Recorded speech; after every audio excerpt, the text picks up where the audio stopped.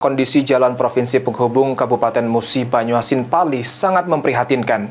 Sejumlah titik jalan mengalami kerusakan parah sehingga menghambat arus lalu lintas. Anak-anak, kita berikan penghormatan. Kita berikan penghormatan kepada pimpinan kita.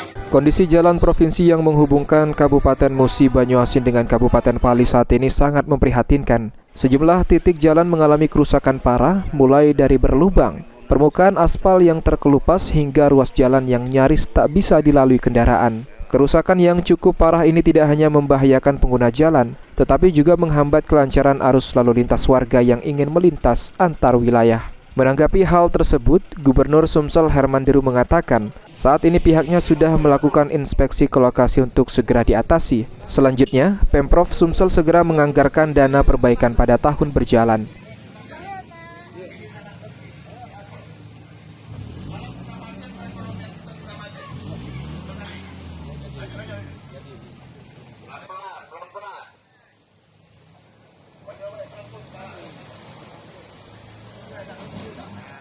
Pali ya, yang ke arah Pali. Ya ini saya sudah perintahkan anggarkan.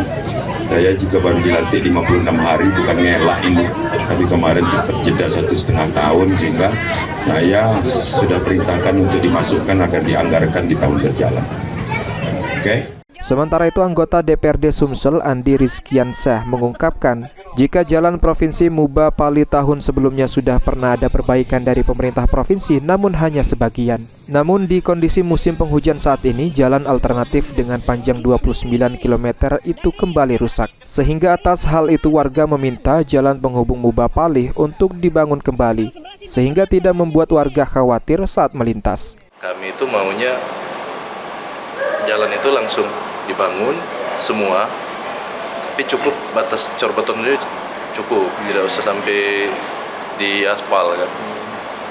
Juga dengan rusak ini rawan kejahatan, Termasuk rawan kejahatan, apalagi kalau jalan malam kan. Ya, ada lampu ya. Lampu juga ya cuma sebagian.